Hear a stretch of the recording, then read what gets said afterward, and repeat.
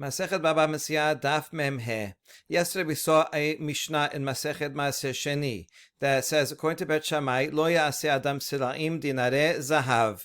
If you had Maaser Sheni money, Maaser Sheni fruit, and you redeemed it with silver coins. Everybody says that you can do that. Fruit to silver you can do.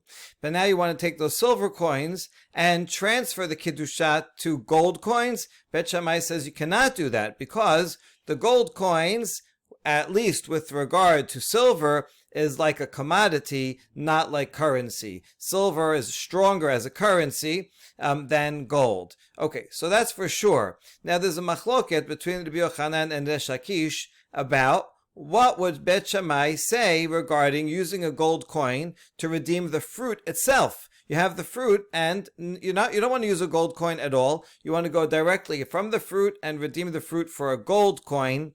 We know that one of these two Amoraim says is permitted, and one says not. In other words, one says that gold coins are a commodity always, and you can never use them. And the other one says, no, gold is only a commodity compared to silver, but compared to fruit, it is a currency. So we don't know which one said which. And so now we're going to try to figure it out.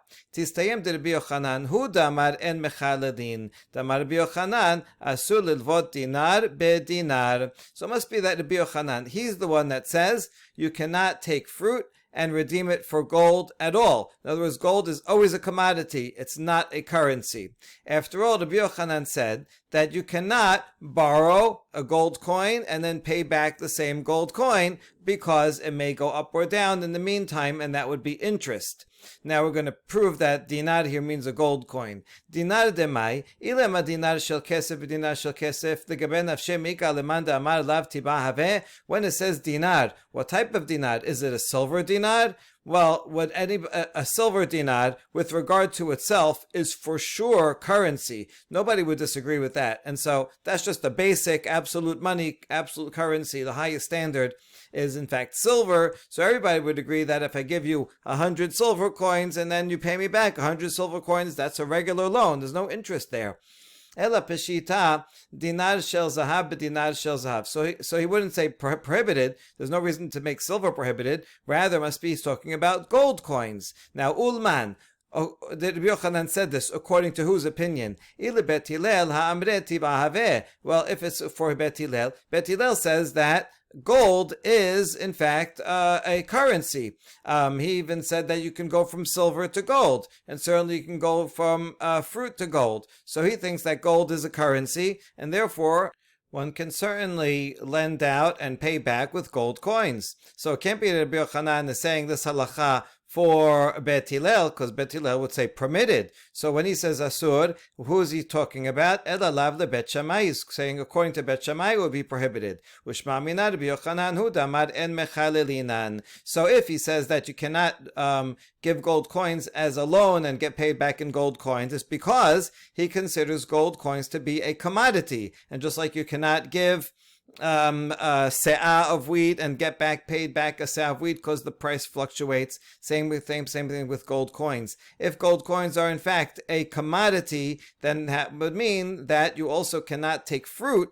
and redeem the fruit directly unto gold coins, because that's another commodity. So gold is not even considered a currency, not considered currency at all, not with regard to itself, not with regard to fruit, and not with regard to silver. So it must be Rabbi Yochanan says that opinion, and we answer no. Lo le'olam emalach Rabbi Yochanan hu damar mechalelinan v'shani hava akevan delinyan mikachu mimkar shavyuhu rabanan ki pera damrinan ihu nihu deokir vezil legabe halvana me pera have. No, in fact, this is not a proof, and it very well could be that Rabbi Yochanan thinks that you can take produce and redeem it Maaser Sheni produce and redeem it directly into gold.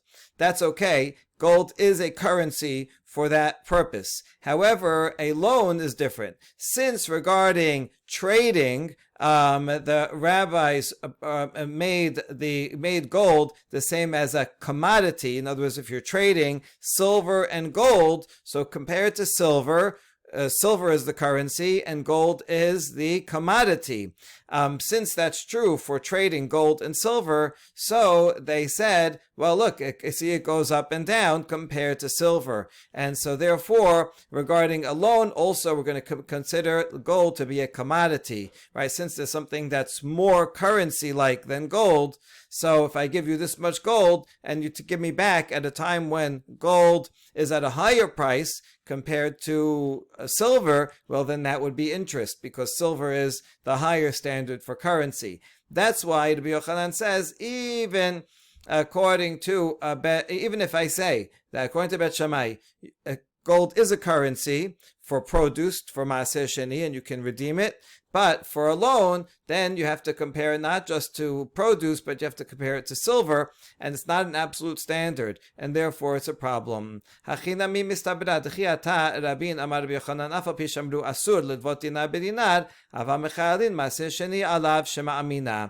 in fact, this last opinion that we just said makes the most sense, because when Rabin came from Eretz Yisrael to Bavel, he reported in the name of Rabbi Yochanan that even though they said that one is prohibited from lending a gold coin with another gold coin, nevertheless, you can take Maaser Sheni produce and redeem it for a gold coin. So you see, for sure, actually, it's in fact the opposite of what we just proposed. Rabbi Yochanan is the one that says that you can take produce and redeem it for a gold coin, because in relation to produce, it's a currency, and therefore must be that Resh Lakish has the other opinion that you cannot, that the gold is never a currency, not even compared to fruit. Tashema, haporet sela me'me'ot ma'aseh sheni, bet Shammai omrim bechol hasela ma'ot, ubet Hillel omrim b'shekel kesef b'shekel ma'ot. We now quote the Mishnah after the Mishnah that we brought before. That was Masechet Maaser Sheni 2:7. This is 2:8, and we'll bring this to challenge Bet Shammai's opinion. This is about someone who has copper coins that he had fruit and he redeemed the fruit, Maaser Sheni fruit, with copper coins, and now he wants to exchange those little copper coins with silver coins, and he has a sela worth. A sela is equal to 2 shekel. So, according to Bet Shammai, if he has a sela's worth of copper coins, of Maaser Sheni money, Bet Shammai says he can take the whole thing and put it into silver ma'ot, which is easier to carry when he's traveling to Jerusalem if he just has silver coins, which are much lighter and smaller than a whole bunch of copper coins. No problem. Bet Hillel, however, says that he has to take this sela of copper coins and split it half-half. Half of it, meaning 1 shekel, he can redeem, exchange, and the Kiddusha will go on a silver coin. And those copper coins, he could just leave at home, they're regular chulin. But 1 shekel, another half of the sela, he has to leave as copper coins. Why? Because Bet Hillel is afraid if everybody comes and brings silver coins to Jerusalem, well, when they come to actually buy food, that's too big a denomination. So they're going to be exchanging all of these silver coins with copper coins. Now, if everybody's doing that all at the same time when they come Aliyat Laregel, then the price of copper coins will go up, because there's going to be a shortage of copper coins since everybody's bringing only silver coins. If the price of the copper coins goes up, then they're going to get, compared to silver, then the person exchanging is going to get less copper coins, and therefore he will be able to buy less food with it. So by doing that, he's shortchanging the amount of food that he will buy with the Maaser Sheni money. Therefore, Bet Hillel says, listen, have some coins on hand, because right when you get to Jerusalem, you're going to want to buy some things, and so immediately you'll have the copper coin, so you have some of it. Although it's hard to carry everything in copper coins, that's fine. You could bring silver also, and then there'll be lots of copper coins around, and then you'll spend that right away, and then when you run out of that, then it'll be easy to exchange the silver for the copper at a good rate. Okay, that's the Mishnah. Now here's the question. You see here, according to Bet Shammai, he thinks that you can take copper coins and switch them into silver coins. Well, that means that you can use copper coins to begin with. When you had the original produce, you can redeem the produce with copper coins. If you can use copper coins, which are certainly less valuable and more like a commodity compared to silver, and yet you can use copper coins to redeem the produce, all the more so you should be able to use gold coins for the produce. So this would be a challenge to Resh Lakish's interpretation of the machloket, because we proved that Rabbi Yochanan says this would be permitted. So therefore Resh Lakish is the one that said that gold is always a commodity and you cannot use it to redeem the original fruit onto gold. But here you can use you can use copper coins to redeem the fruit. So certainly you should be able to use gold, which is more expensive.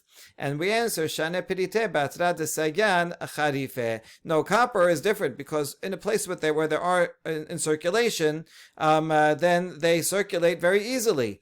Because they're cheap, so everybody uses them. Whereas gold is hard to use. You can't just go walk into a store with a bar of gold and buy anything, even though it's worth, actually because it's worth so much, it's not usable as a currency. Good. All that was one version of the machloket between Rabbi Yochanan and Resh Lakish interpreting Bet Shammai. But now we're going to present a second and then a third explanation of it. And we're going to go through a similar series of questions on this interpretation. Lishna Charina Amrila, Rabbi Yochanan v'Resh Lakish. Chad amar machloket b'slaim al dinarim. Tebet Shammai sabri hakesef kesef rishon velo kesef sheni. So it's the same Mishnah in 2:7 back up there, that same language of the Mishnah. But now in this interpretation, Rabbi Yochanan and Resh Lakish have a machloket. We're not sure who says which, but one of them says that the machloket is regarding taking silver coins that you had produce and you redeemed it with silver coins, and then the silver coins you want to exchange for gold coins and have the Kiddusha go in the gold coins. And there Bet Shammai says you cannot do that, because not because gold is more of a commodity than silver, not because of that, but simply because you cannot go two steps. You can take the fruit and redeem it with coins, and that's it. Those coins have to be brought to Jerusalem. You cannot then redeem them again. You can't do a second level redemption. Kesef Rishon means the first coins that you use to redeem the original produce, those have to be brought, and because the pasuk says Vesarta ha kesef beyadecha, you have to bind up the money, and so with the money means the original money that you first use, and not the second-hand money. So it's not about the type of coin, whatever it is, it's just the first coin. And that's why he says in the Mishnah, you cannot take silver coins that you already used to redeem the produce and now put it into gold. You can only use the first one. But if you use the gold the first one, then that would be fine. That's Bet Shammai's opinion, according to this one Amora. Bet Hillel sabri hakesef kesef riba, avafilu kesef sheni. Bet Hillel says hakesef and kesef. It's an extra hair. It actually is coming to include something, including a second money. So yes, you can take the original and you can redeem it with one coin, and then you could take that coin and redeem it with another coin, and in any way you want. You could go to silver, and then the silver can go to gold. Aval perot al dinarin divrako mechalelina dakate kesef rishon hu. But everybody would agree, according to this Amora, Bet Shammai and Bet Hillel would agree that you can take produce and you can redeem it with gold. That's fine, because the gold is kesef rishon. So you can just go one step, but not two steps. That's what Bet Shammai says. However, the other Amora, either Resh Lakish or Rabbi Yochanan, whoever it is, says no, fruit you cannot go to a dinar at all. A dinar is a commodity and not a coin. And not a currency, and therefore no, you cannot do that. You can only go from fruit to silver, but not to gold. Okay, so now this is the second version of the machloket. Now we ask about this version. Well, machloket, according to the first opinion within this version, that you can, everyone agrees that you can, that the machloket is only regarding going from silver to gold, but you can go from fruit to gold. So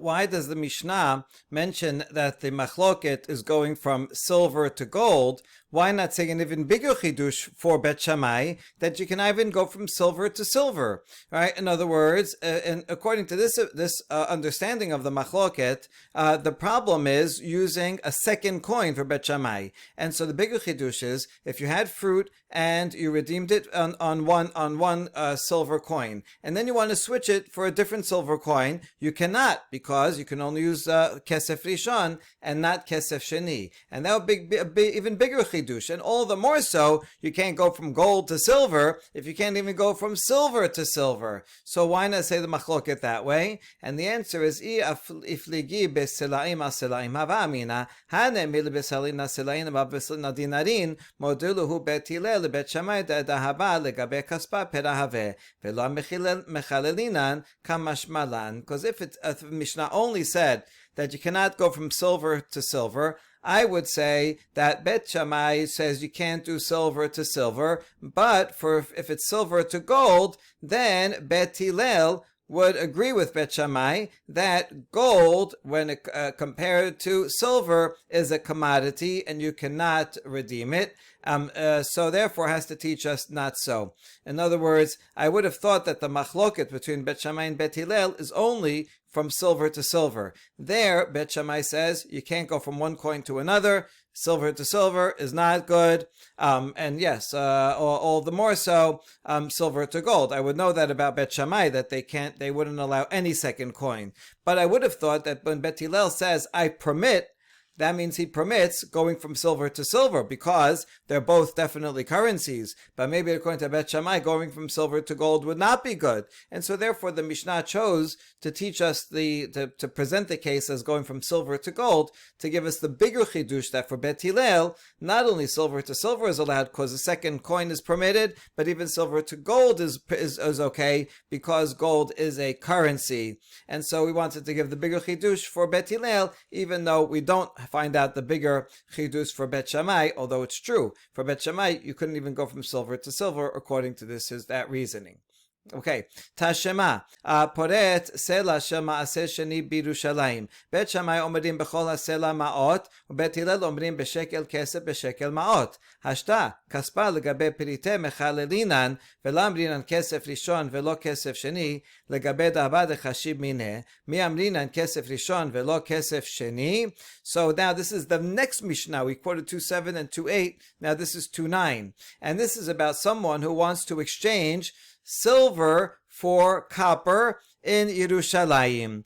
So he has, before we had the case when he has copper at home, and we're in Tel Aviv, wherever he is, and he wants to switch it to silver. Here, now he's in Jerusalem, he bought the silver, and he wants to switch it to copper. So can he do that? Bet Shammai says he can take the entire amount of silver and switch it all to copper all at once. That's fine. And Bet Hillel says no, like before, not all at once. You take the sela and you take half of it, 1 shekel, keep it as silver, and 1 shekel you can turn into copper, because with the copper then you can go and buy food easily. Now, if you can take silver and switch it to copper, and this is according to Bet Shammai, because everybody agrees, this question of how much can you do, Bet Shammai says actually you can do all of it. So if you can take the produce that you transfer to silver, you redeem with silver back home, and now you're in Jerusalem and you're going to take from the silver and turn and change it for copper, and you can do that, and we don't say, oh, the silver is the first coin and then the copper is the second coin and therefore it's not allowed. No, Bet Shammai says it's allowed. So then, with gold, which is more expensive, all the more so, you should be able to take the silver and switch it into gold, right? And we don't say, oh, this is the first coin and this is the second coin. So we see that this Mishnah refutes the entire interpretation that we just had before, that the problem of Bet Shammai is one with having one coin and then the second coin. Here, look, he's switching from one coin to another coin, and the second coin is even lower. It's copper. So, and Bet Shammai says it's okay. So certainly he should say it's okay to switch from silver to gold. Big challenge to the interpretation above. And the answer, Amar Rava, Yerushalayim kamot bat shane Yerushalayim tichti be benatata kesef bechol asher taveh nafshecha babakar ubason. You're asking a question from this Mishnah, which is, in Jerusalem, then already you're allowed to buy things. The whole point is you can't carry all the fruit, and so you transfer it into a coin. You bring the coin to Jerusalem. Now, once you're in Jerusalem, now you can buy fruit with it, and you can also exchange it for a lower currency in Jerusalem because you need the lower currency in order to buy the food. But that's the point. Now you're in Jerusalem, so that's why it's permitted. You can't bring that. You can't ask a question from here about when you're back home in Tel Aviv and you want to switch from one coin to another. Then it's not allowed in Jerusalem. Now you're allowed to spend the money. So you might have to get smaller denominations so that you can spend the money. So that's okay. All right, second challenge, Tashema. Haporesh sela mimeot maaseh sheni. Bet Shammai omrim bechol hasela maot, ubet Hillel omrim beshekel kesef beshekel maot. Now we're re-quoting the Mishnah 2:8 that we had before, and now this one is that when you're at home and you want to take your small copper coins and switch it into silver, in order to carry it more easily. And Bet Shammai says you can take all of it and put it into silver. And Bet Hillel says, no, you should keep half in silver and half in copper, so that as soon as you get to Jerusalem, you'll have some copper to buy things.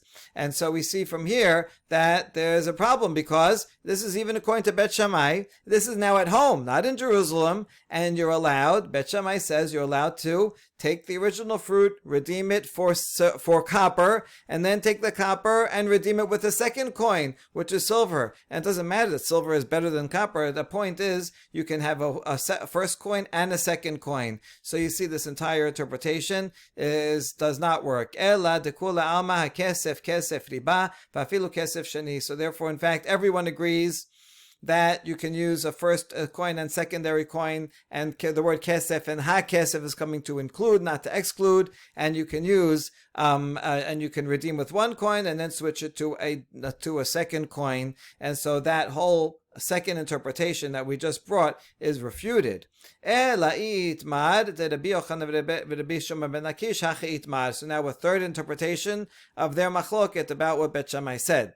Chad amar machloket b'slaim al dinarin, de Bet Shammai sabri gazrinan shema yashe aliyotav, dezimnin de la melu zuzeh bedinare vela masik. Rather, the machloket is, can you take silver coins and switch it into gold coins? The silver coins that you redeem from Maaseh Sheni into gold coins. Bet Shammai says the problem is not a Deoraita problem.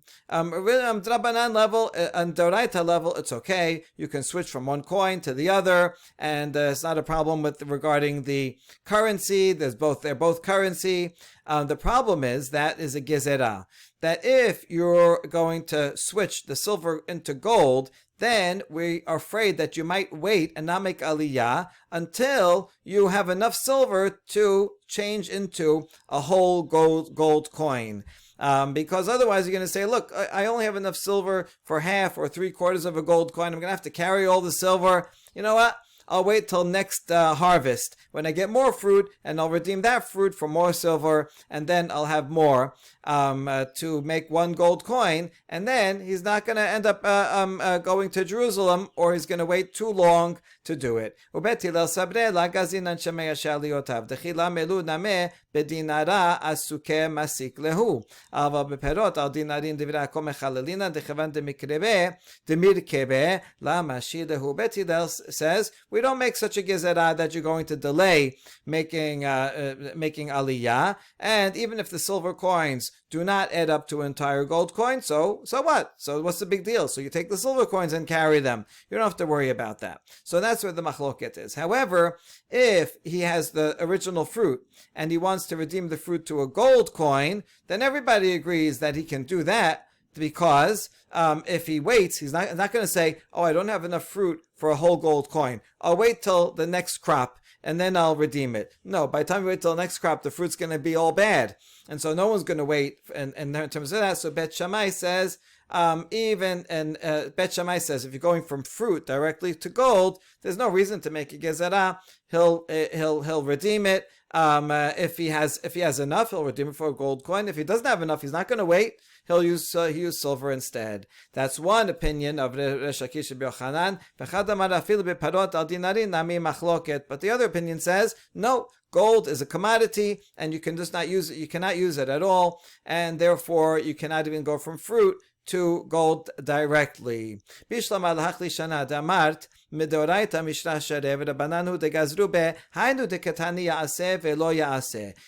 we make a final conclusion that according to this third opinion that we just said, that on the Doraita level, everybody agrees. Bet Shammai agrees that you can use gold, and you can go directly from fruit to gold and from silver to gold. That's all fine. And it's only the Rabbanan that they made a gezerah. If you go from silver to gold, then you're going to wait. And that fits with the language of the Mishnah, because Mishnah says Ya'aseh lo ya'aseh, right? That you could do this. Lechatechila, you can do this. Lechatechila, you should not do this. But since it's only to Rabbanan, b'di avad, let's say according to Bet Shammai, someone had silver and he transferred it to gold, would it work? Yeah, because on the Doraita level it works. Just it's a gezerah. You shouldn't do that because it will lead to something else. But anytime it's a gezerah, but the avad, if you did it, then it's effectuated. But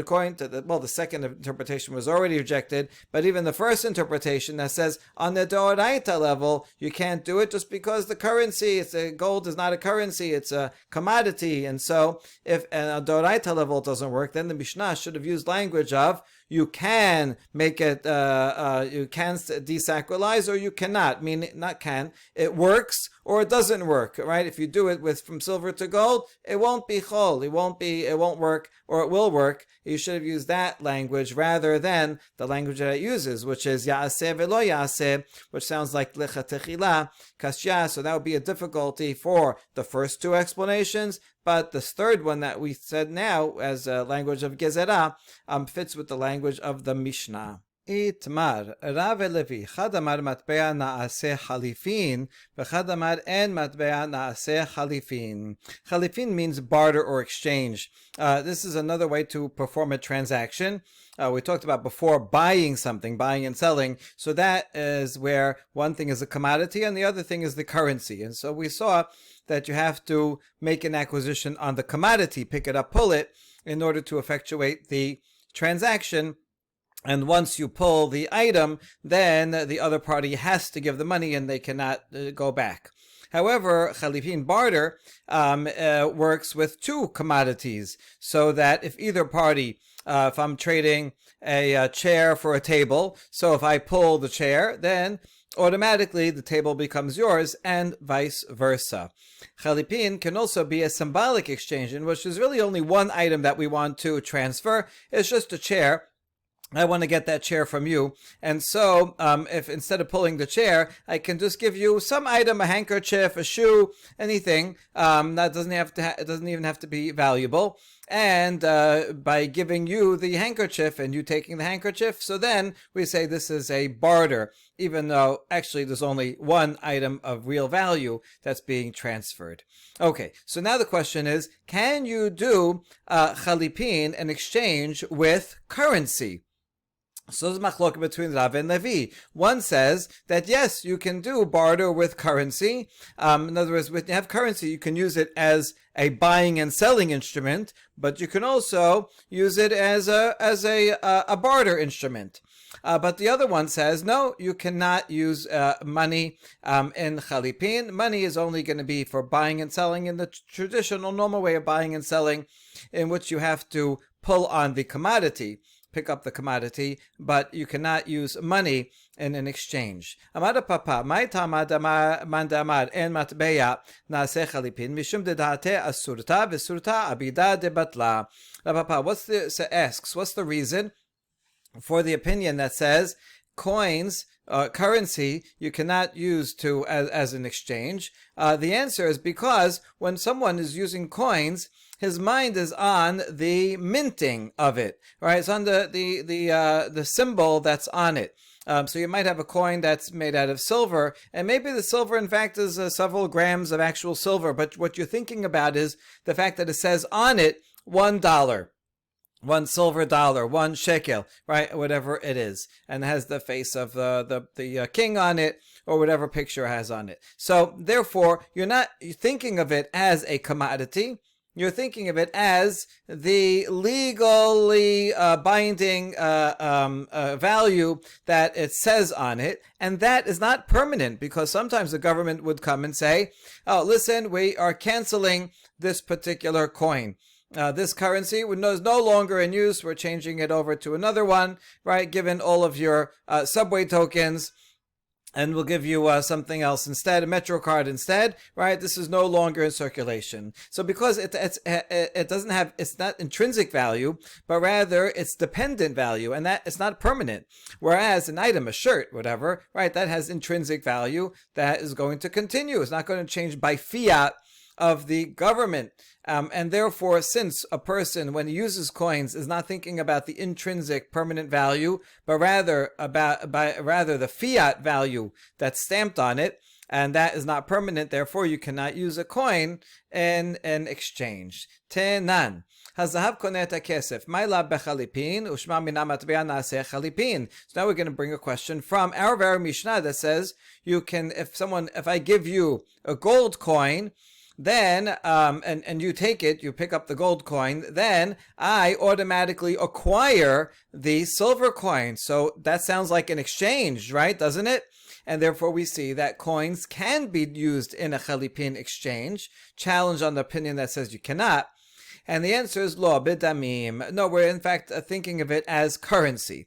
Ihachi hazahab konet kesef michayeb miba'le. If so, if we're thinking of the gold here as currency, well then the language doesn't make sense, right? Why does it say that gold, giving you gold, makes the silver that you have automatically mine? That's language that sounds like exchange. When you pick up item A, then I automatically get item B. That's language of exchange. If it was really talking about buying and selling, then rather it should say, rather than acquires, it should say obligates. That once you take the gold, it obligates you to give me the silver. The silver isn't automatically mine like it would be in a barter exchange, but rather it creates an obligation, right? You took the item, you have to pay for it. You have to pay for it, but you could, and paying means you could give me those coins, you could give me other coins, you have to give me the payment of it. That's another difference here between exchange. If I exchange this chair for that table, then it's this particular chair and that particular table, and I already acquired it immediately. But if it's buying and selling, so now you acquired the commodity, you have to pay me, you owe me, right? It's an obligation. And so, but the Mishnah doesn't say mechayev, and so we answer, no, that's what it means, right? You could read that in the Mishnah. Either amend the Mishnah, or more likely it's saying, when the Mishnah says konet hakesef, what it means is that you are now obligated to give me the coins. And in fact, this makes better sense. Iyamat bishlama bedamim, hainu damrinan dahaba pera v'chaspati ba v'tiba pera lakane. Ela iyamat bechalipin, tadvayu liknu ahadadeh. And it makes more sense even that this Mishnah is in fact thinking about this as money, not as exchange, because look at the continuation where it says, if I give you silver and I want to get your gold, then it does not effectuate a transaction, right? Because silver is a currency, and giving over currency does not finalize the sale. Does not effectuate a transaction. So if you say we're using the silver here as money, then that makes sense, because gold is a commodity compared to silver, which is a currency. And so silver doesn't work. Silver or currency for commodity does not acquire. Currency does not acquire a commodity. You have to pull the commodity. But if you say that we're working by chalipin, and we happen to be using a coin, but we're thinking of the coin as a currency here, and we can do a trade, exchange with a coin, well then it should work either way, right? Because whether I give you, it doesn't matter. Even if I give you a coin, which is currency according to everybody, if we think of it as an exchange, and you can use a coin in a barter exchange, then giving you the silver should automatically make the gold acquired to me. But you see, the Mishnah does not say so. Ve'od Tanya. I'll bring a baraita that further proves this point. HaKesef eno kone et hazahav. Kesad machad lo 25 dinar shel kesef b'dinar shel zahav. Af al pi shemashach et hakesef lo kana ad sheyimshoch et hazahav. Yi amat bishlama b'damim mishum hachila kaneh. Ele amat bechalipin nikneh. Baraita expands on the law of the Mishnah and says, when we say that if I give you silver, I don't get the gold, what does that mean? What will be a case? If I am selling you 25 silver coins for 1 gold coin. So even though you pulled the 25 silver coins, I do not acquire it until I pull on the gold coin. So if you say that we're buying and selling with currency, well, that's why it doesn't work, because all you did was acquire the currency, and that does not effectuate the transaction. But if you can do a chalipin exchange with coins, then it should be effectuated automatically. But it's not so. So you see, that's a good proof. Elamai b'damim. So, but now we challenge that. So now what are you saying? Coins work only like money? Iachi ema resha hazav konet hazahav kesad machalo dinar shel zahav ב-25 dinar shel kesef kevan shemashach et hazahav nikna kesef bechol makom shehu. Look at the resha of that very baraita that also is expanding on our Mishnah, and it's quoting the Mishnah that says that gold can acquire silver, and the Baraita gives an example. If I'm going to sell you a gold coin for 25 silver coins, then once you pull on the gold coin, so then the silver automatically becomes mine, no matter where it is. Now, so that's the key, no matter where it is. If you say this is an exchange, then that makes sense. You took one item, and the second that you pull it, the other item, which happens to be silver coins here, becomes mine, and it doesn't have to be here, it could be anywhere in the world. But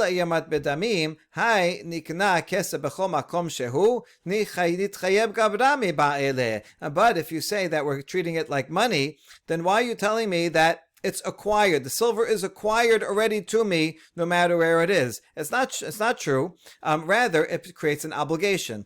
Should use the word obligation. The same question that we had before. That okay, you pulled on the gold. Fine. Now you have the gold. You are obligated to pay me. It doesn't mean that any silver that you have is automatically mine anywhere it is. Amar Rav Asher le'olam bedamim. Rav Asher says, I can answer this question. Really, we're using it as money.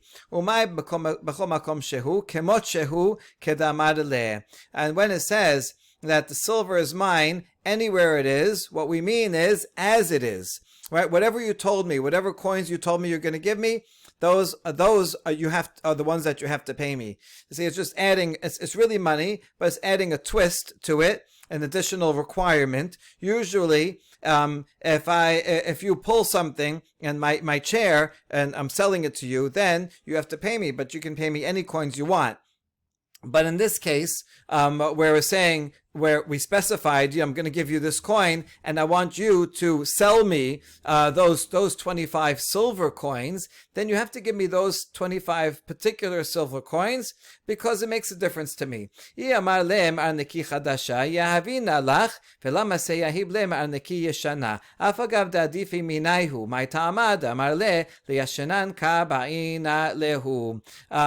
you specified and you said, you're going to give me coins, new coins from this particular purse that has new coins in it, you have to give me the new coins, and you can't give me from the other purse that has old coins. even though in general old coins are better than new coins, because old coins, you see, they're already in use, they're trustworthy. New coins is like, where'd you get this? Did you just counterfeit this in your basement? When you get a new crisp $100 bill, kind of looks fake. You're like, well, you're sure? We have to check this first. If it's already been used, then you know, okay, it's been around, it's in circulation, so it's probably good. Now, even though it's worse for the receiver of these coins to get new ones, he may say, listen, you told me you're going to give me new ones, I want new ones. Why would he want new ones? Because he might say, listen, I don't want to use them right away. I'm going to keep them around for savings. I'm going to use them only in a couple of years from now. So if you give me the old ones, they're going to get tarnished and much worse. Give me the new ones, and then they'll become tarnished while I have them, and then I'll be able to use them.